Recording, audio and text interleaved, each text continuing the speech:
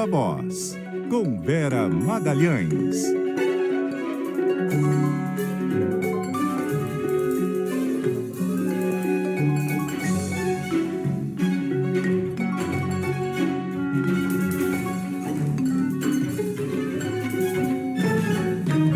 Boa tarde, Vera. Oi, Cássia. Boa tarde para você e para a Nadédia, para os nossos ouvintes, também para quem está assistindo vocês aí no CBN Brasil. Boa tarde, Vera. O presidente Lula vetou parcialmente aquele projeto de lei que poderia elevar a remuneração de servidores do Legislativo para valores acima do teto. E aí eu queria saber, Vera, de você, qual vai ser a reação do Legislativo. Inicialmente, a gente podia falar, deve haver alguma grita, mas a repercussão em relação a esse texto foi tão ruim que, sinceramente, eu fico em dúvida sobre o que o Legislativo, os representantes da Câmara e do Senado podem dizer a respeito. Sua dúvida faz todo sentido, Cássia, porque realmente a repercussão foi muito negativa, principalmente de um dos itens vetados pelo presidente Lula, que é aquela licença compensatória, aquela ideia estapafúrdia, segundo a qual um servidor, a cada 3 dias trabalhado, tem direito a uma folga, e essa folga pode ser convertida em remuneração. E isso permitiria que os valores recebidos por esses servidores, depois de um tempo, extrapolassem muito o teto de gastos do funcionalismo, né? Poderia resultar em super salários para além de salários que já são muito mais altos. Então, o Lula vetou, acreditando nisso, no poder de pressão da indignação da sociedade, mas também no fato de que o Supremo Tribunal Federal, por meio do ministro Flávio Dino, deu indicações de que está disposto a cortar todos os extratetos, todos os penduricalhos, não só do Legislativo, mas de todos os poderes. Então, é uma briga que ele não compra sozinho. Logo que o projeto foi aprovado pela Câmara e pelo Senado, ali no comecinho do ano legislativo, Lula estava em dúvida quanto ao que vetar, por não querer comprar uma briga com os servidores e com os sindicatos ligados aos servidores no ano eleitoral.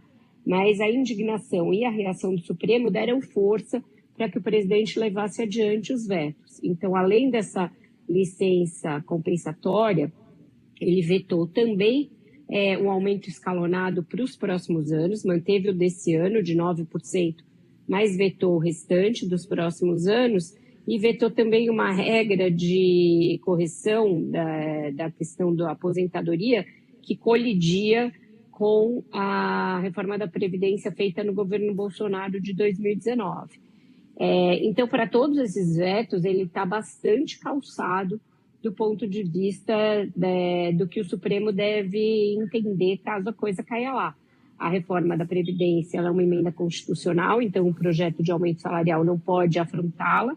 A lei de responsabilidade fiscal proíbe que no último ano de mandato você crie despesas para o próximo período, então isso justifica e ampara o veto ao reajuste escalonado, e aquela licença, além de ser altamente imoral, ela fura o teto de gastos, que também é uma regra que está na Constituição e cuja validade foi reconhecida em vários julgamentos do Supremo Tribunal Federal.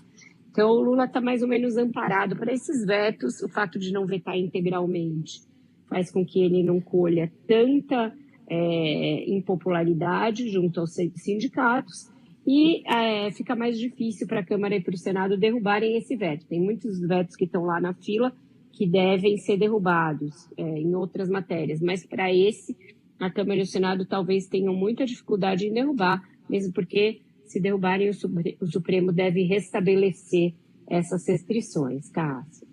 E, Vera, ficaria, enfim, mais feio do que já foi a aprovação, né, em termos de repercussão, porque se você derruba o veto, é dobrar a aposta e falar, não, é isso mesmo que a gente está fazendo.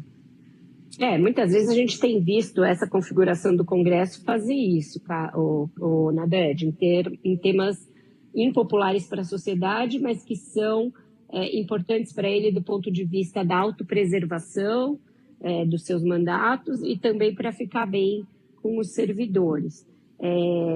Fizeram isso, aprovaram, por exemplo, ano passado, aquela PEC da impunidade absurda que o Senado depois teve que derrubar porque as pessoas foram às ruas.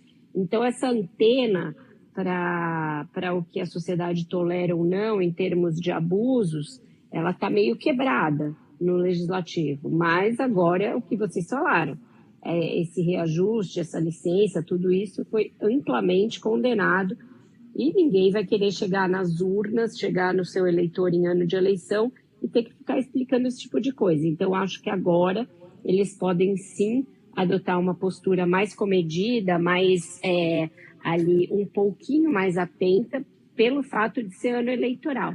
Mas a gente sabe que esse Congresso nunca teve muito aí para a voz rouca das ruas, não. Isso é o Apolo? Não, não foi o Apolo. Fui eu fechando uma porta que ia bater aqui a qualquer momento. Apolo é o único que não está aqui. Eu estou no Rio de Janeiro com meu filho e 6 amigos. Opa! Passando carnaval. O Apolo seria demais para mim. Ele ficou em São Paulo. Mas que pessoal silencioso. Seu filho e mais 6 pessoas, a gente não ouviu nada. Só esse barulho da porta. Vera Magalhães. Sei eles de casa antes do Viva Voz começar. Uma esperta. Eu tô. Muito obrigada pela análise, Vera. A gente volta a te ouvir mais tarde no ponto final. Até mais, gente. Um ótimo jornal para vocês.